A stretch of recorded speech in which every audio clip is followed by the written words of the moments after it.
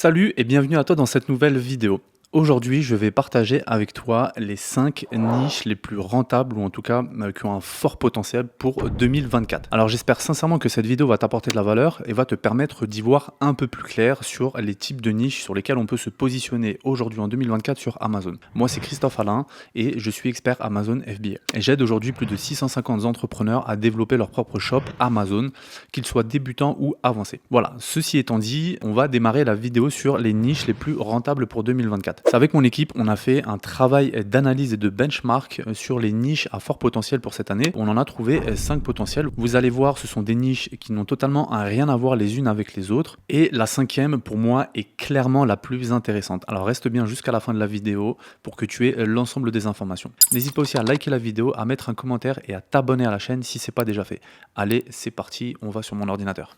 Alors là, on se retrouve sur mon ordinateur où je vais tout simplement te montrer les 5 niches qui vont être le plus rentables selon mes équipes et selon moi. Donc je les ai bien validées. On a fait une petite étude tout simplement et on est parti analyser les chiffres. On aime bien faire cet exercice plusieurs fois dans l'année pour voir à peu près les tendances qu'il y a du coup sur Amazon et savoir quel produit peut être potentiellement vendable avec une bonne rentabilité. Alors je précise, en termes de rentabilité, on vise toujours un minimum de 20%. C'est vraiment très important. Pourquoi? Eh bien tout simplement parce que ce qu'on veut faire, c'est gagner de l'argent. Voilà, il faut être honnête. Quand on est vendeur sur Amazon, on veut être rentable et gagner de l'argent. On veut à chaque fois qu'on vend une unité, qu'on vend un produit, on veut gagner des sous. Et si tu vends un produit en dessous de 20 €, tu peux potentiellement ne pas forcément être rentable, ou en tout cas avec des très très petites marges. Et le problème, c'est que tu mettras longtemps avant d'avoir de la croissance, et tu mettras longtemps avant de pouvoir développer ton business et avoir un retour sur investissement assez important. Donc c'est pour ça que moi je conseille de partir vraiment au-dessus de 20 €, clairement. En dessous de 20 €, on commence à partir sur des guerres de prix et en tant que débutant, c'est pas forcément l'idéal. Donc on vise des rentas entre 20 et 30%. On peut clairement faire mieux, mais en tout cas pour un débutant, pour démarrer, je pense que c'est déjà très très bien. On arrive déjà à se dégager un très très bon revenu. Donc voilà, donc on a fait la liste de 5 niches et qu'on va voir ensemble et que je vais vous partager, qui est d'ailleurs totalement gratuite. Donc n'hésitez pas, c'est vraiment de la valeur pour vous gratuite. À la fin de cette vidéo, vous pourrez copier-coller ce que je suis en train de vous dire pour votre business Amazon, ou en tout cas vous allez avoir plus de connaissances sur Amazon à la fin de cette vidéo, je vous le garantis. Donc les 5 niches les plus rentables sur Amazon en 2024. Alors déjà, qu'est-ce qu'une niche? Bien, en e-commerce, on définit la niche comme un secteur, un marché ou une audience très spécifique à un type de produit. Comme niche, on peut citer la niche de la beauté, dans laquelle on ne vend que des produits de beauté. C'est la définition littéraire de qu'est-ce qu'une niche. Alors, quand on est sur Amazon, donc je pense qu'on a tous été au moins acheteurs une fois sur Amazon, vous avez en fait l'ensemble des catégories sur la gauche quand vous cliquez sur catégories, et puis vous allez avoir toutes les catégories que Amazon propose, donc livres, musique, high-tech, jouets, cuisine, bricolage, etc. Ça, typiquement, ce sont des niches. Comment est-ce qu'on définit une niche rentable ou pas rentable? Alors déjà, quand on fait son analyse, il ne faut absolument pas analyser un produit qu'on appelle trendy, pas analyser une trend, une tendance. Si c'est un produit type hand spinner comme on connaissait à l'époque, ou style diffuseur à LED pour voiture, voilà, ça ce sont littéralement des produits qui ont eu une tendance et aujourd'hui qui ne se vendent plus, donc ça sert à rien de se positionner dessus parce que c'est tout simplement pas une bonne idée. Ensuite, il faudra du coup faire une étude de marché complète, il faut vraiment analyser les chiffres et il ne faut pas réfléchir par émotion. C'est pas parce qu'un produit nous plaît que forcément ça va plaire à nos clients ou tout simplement plaire au marché. Non. Si ça nous plaît à nous, si ça nous plaît à notre entourage, ok, c'est bien, mais le marché s'en fout complètement. Ensuite, il va falloir analyser la concurrence. Et quand on arrive sur un marché et qu'on a beaucoup de concurrents, c'est un red flag et je ne pense pas y aller clairement. Ensuite, il faut analyser la demande et les volumes de recherche.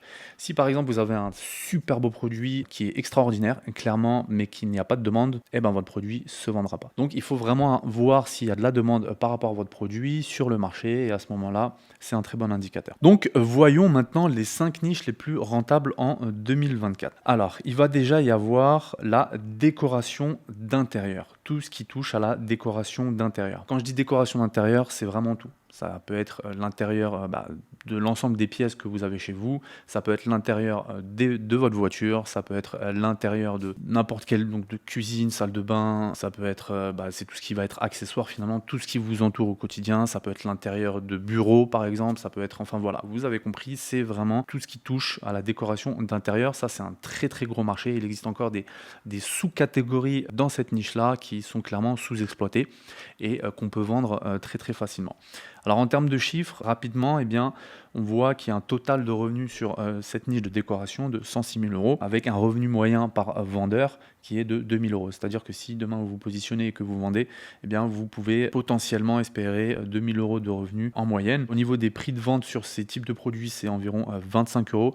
Donc ce ne sont pas des prix extrêmement chers. Donc qui dit 25 euros à la vente, à sourcer, ça veut dire à peu près 2, 3, 4 dollars. Donc c'est vraiment peu cher. La moyenne des avis, c'est environ 800, ce qui veut dire que l'ensemble des concurrents, quand on fait une moyenne au niveau des avis, du nombre d'avis qu'ils ont, eh bien on tombe à 800. C'est peu, c'est pas énorme. Alors c'est pas non plus bas, mais c'est pas non plus énorme. Tout ce qu'il y a en dessous, toutes les moyennes d'avis en dessous de 1000 en général, on peut se positionner. C'est pas compliqué d'arriver jusqu'à 1000 avis.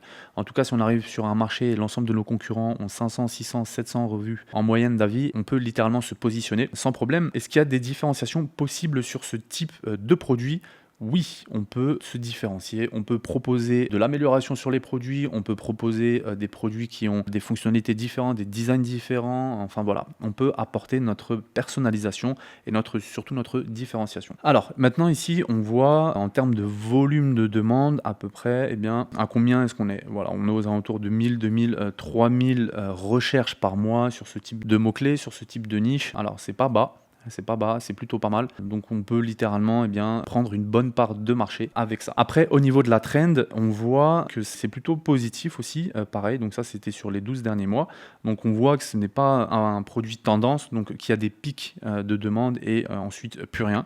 Non, on voit qu'il y a une certaine régularité sur la demande de ce type de produit. Donc ça c'était la niche numéro 1. La niche numéro 2, ça va être les produits de soins de la peau. Tout ce qui va toucher aux cosmétiques, aux soins de la peau, ça aussi pareil, c'est une très très grosse niche. Il y a des catégories, des sous-catégories, des sous-sous-catégories sur lesquelles on peut se positionner et qui vont nous rapporter gros total de revenus de cette niche en produits soins de la peau. On est sur du 600 000 euros, donc ça commence à être énorme. En revenu moyen, avec toute la concurrence confondue, eh bien on est sur environ 14 000 euros. Donc ce sont des revenus moyens par mois, hein, je le rappelle. Et c'est du chiffre d'affaires, donc c'est du brut. Prix moyen de vente, on est sur 27 euros. On est sur quasiment une trentaine d'euros. Aussi au niveau des prix, on n'est pas mauvais du tout. La moyenne des avis, on est plutôt sur 1000. Alors c'est un peu plus élevé que ce qu'on avait juste avant.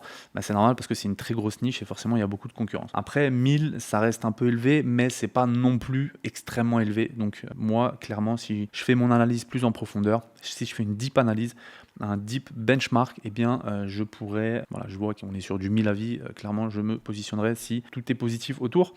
Et en termes de différenciation possible, oui, on peut se différencier sur des packaging, ça va être des produits beaucoup plus brandés, beaucoup plus professionnels, on peut vraiment aussi viser une certaine gamme premium, on peut aussi développer une gamme produits soins de la peau, ça se fait énormément, on peut créer une sorte de bundle, créer une sorte de story autour de sa marque, ça aussi c'est très très demandé, ça peut nous faire potentiellement augmenter notre prix de vente. Donc en termes de recherche, là en soins, eh bien on est autour de entre 1000 et 5000 en volume de recherche par mois, donc pareil, hein, c'est très très positif, donc on peut clairement se positionner dessus. Après ici en termes de trend, on va dire, eh bien pareil, on voit littéralement depuis 2019, ça reste assez régulier, on n'est pas du tout sur des pics de demande et puis ensuite plus rien, donc pareil là pour moi ça reste positif. Niche numéro 3, les produits pour bébés. Et ouais, quand on a un nouveau-né, eh bien les parents peuvent dépenser des milliers d'euros par mois uniquement dans les produits pour son petit-fils ou sa petite-fille qui vient juste de naître et c'est tout à fait normal. Du coup, pour nous les vendeurs, eh bien c'est une aubaine parce qu'on peut du coup vendre de très très beaux petits produits pour ces nouveau-nés. En total revenu, on est sur quasiment 400 000 euros. En revenu moyen, on est sur du 7 000 euros. À savoir qu'en termes de revenu moyen, en fait, ce que je recommande en tout cas aux membres de ma formation, c'est d'être entre 3 000 et 15 000 euros maximum. Ça sert à rien d'aller viser, de rentrer sur un marché où le revenu moyen est supérieur à 15 000 euros, où on dépasse les 50 000 euros. On peut dire que oui, ça va rester attrayant de partir sur ça parce qu'on veut ce type de revenus, sauf que derrière, non, il faudra il faudra que tu aies de la trésorerie parce que derrière, il faudra que tu achètes du gros stock, il faudra que tu fasses un gros travail sur le branding, enfin voilà, ça va te coûter de l'argent au départ et quand on est débutant, on n'a pas forcément ce capital. Donc rester sur une tranche entre 3 et 15 000 euros. La moyenne des avis, j'ai pas voulu mettre un chiffre n'importe comment parce qu'on peut trouver certains vendeurs qui ont des dizaines de milliers d'avis et d'autres vendeurs qui ont que quelques avis. Donc là, j'ai préféré ne pas mettre cette information. Et ensuite, oui, on peut littéralement se différencier au niveau de sa concurrence. Donc on peut proposer tout un panel, toute une gamme totalement différente sur les produits bébés, tout simplement. Que ce soit de la décoration d'intérieur de chambre, que ce soit du vêtement, du textile, que ce soit du jouet, que ce soit...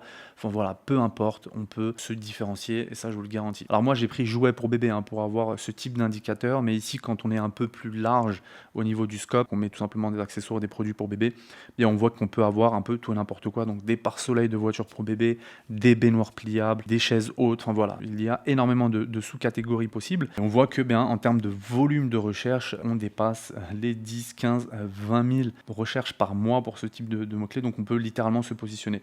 Pareil au niveau de la trend, on voit qu'il y a une demande constante, donc pas de warning à ce niveau-là. C'est une bonne niche à se placer pour 2024. Ensuite, on passe à la 4e niche qui est accessoires de cuisine. Et oui, mesdames, messieurs, pas que mesdames, attention. Messieurs aussi, les accessoires de cuisine, c'est quelque chose qui est très très très demandé, surtout quand on voit que sur le marché immobilier ça explose et ouais, donc on a notre nouvelle résidence principale, on met en location ou enfin peu importe, et bien derrière il faut meubler et il faut meubler en accessoires de cuisine, ça c'est inévitable. Et donc en termes de total de revenus, on est sur 34 000 euros par mois, ce qui est énorme. En revenu moyen, par contre, par vendeur, on est à peu près sur 1 000 euros. Alors pour un débutant, ça peut être très intéressant parce que l'accessoire de cuisine, de manière générale, il n'est absolument pas difficile de le sourcer en Chine. C'est même au contraire assez simple parce que c'est souvent des petits produits très faciles à faire, très faciles à fabriquer, où on peut clairement acheter des milliers d'unités, des milliers de pièces pour pas très très cher. Donc derrière, si on récupère 1 000 euros par mois avec une rentabilité d'environ 30%, ce qui fait 300 euros tous les mois, quand on a un petit budget, c'est super intéressant. Le prix moyen, c'est entre 20 et 25 euros. La moyenne des avis, pareil, j'ai pas voulu mettre la moyenne des avis parce que voilà, on peut avoir de très très gros avis comme de très très bas avis. Et en différenciation, est-ce que c'est possible? Oui aussi, pareil. On peut littéralement ajouter sa touche personnelle, mais surtout, on peut apporter de l'amélioration. On peut récupérer les mauvais commentaires qu'on a chez ses concurrents et nous les utiliser pour modifier le produit de façon à ne pas avoir ce type de commentaires pour justement que notre produit remplisse sa fonction principale et plus. Après, en termes de volume de recherche, on est sur du 13 000, 2 000, 13 000. Il y a de la demande. Il y a de la demande sur cette niche-là sans problème. Pareil aussi sur la trend, on est plutôt bon. Donc on voit qu'il y a de la demande tous les jours, tous les mois, tous les ans depuis 2019 sans problème. Donc c'est assez stable et constant. Donc on n'est pas du tout sur une trend. Et enfin, la dernière niche sur laquelle on peut se positionner, qui est aussi un très très très très gros marché, c'est les accessoires pour animaux. Donc on voit clairement qu'on dépasse les 400 000 euros de total revenu uniquement sur accessoires animaux. C'est énorme. Accessoires animaux, pourquoi? C'est une très très bonne niche. Alors oui, ok, il peut y avoir beaucoup de concurrence, mais quand on commence à aller dans des sous-catégories, il y a encore des produits qui sont sous-exploités et qu'on peut littéralement exploiter pour ensuite se faire du bon revenu. Les propriétaires d'animaux font des achats par sentiment. C'est un peu comme papa-maman qui achètent pour leurs enfants, ils achètent par sentiment, par émotion. Donc ils peuvent littéralement faire des milliers d'euros de dépenses par mois sur Amazon uniquement pour leurs animaux. Donc les prix moyens, c'est environ une trentaine d'euros. La moyenne des avis, pareil, j'ai pas voulu vous le mettre pour ne pas mettre de bêtises. Et est-ce qu'il y a des différenciations possibles? Oui, aussi pareil. Il y a des différenciations possibles. Il y a énormément d'animaux, de types d'animaux, de races d'animaux qui vont être différents et donc autant de possibilités pour vous de vous différencier sur vos produits. On voit ici qu'il y a de la demande, plusieurs milliers de demandes par mois sur ce type de produit. Pour moi, c'est un green flag, donc on peut aller continuer notre analyse. Alors j'ai pris comme exemple les jouets pour animaux, mais ça peut être n'importe quoi. Donc ça peut être tout ce qui touche aux accessoires d'animaux pour les laver, pour l'entretien, pour les sortir. Enfin voilà, ça peut vraiment englober un large scope. Donc moi là, j'ai pris jouets pour animaux. On voit pareil qu'il y a de la demande sur ce type de produit tout simplement. Donc on peut, oui, se positionner sans souci sur ce type de produit. Donc voilà, c'était la dernière niche que je voulais vous partager. Donc encore une fois, on a fait une grosse étude avec mon équipe. Par contre, derrière, disclaimer, après ça va être à vous aussi de faire l'analyse complémentaire dessus. Là, c'est vraiment une idée globale que je vous ai donnée. bien entendu. Donc voilà, je termine ma vidéo sur cette dernière niche. J'espère sincèrement qu'elle vous a apporté plus d'éléments ou tout simplement qu'elle vous a donné quelques idées pour lancer des produits sur Amazon. En tout cas, si vous voulez aller plus loin, n'hésitez pas, réservez un appel avec un membre de mon équipe ou avec moi-même pour échanger tout simplement sur Amazon. Si vous avez des questions, que vous soyez débutant ou avancé, ou que vous souhaitez tout simplement un accompagnement, l'appel est totalement gratuit. J'ai aussi créé une formation qui est 100% gratuite. Donc il y a aussi le lien sous la description. N'hésitez pas, inscrivez-vous, rentrez, demandez vos accès. C'est totalement gratuit et immédiat et vous y avez accès à vie. Donc n'hésitez pas encore une fois à liker la vidéo, des petits pouces vers le haut, des commentaires sous la vidéo et abonnez-vous aussi à la chaîne si ce n'est pas déjà fait. Et je vous dis à bientôt dans une prochaine vidéo.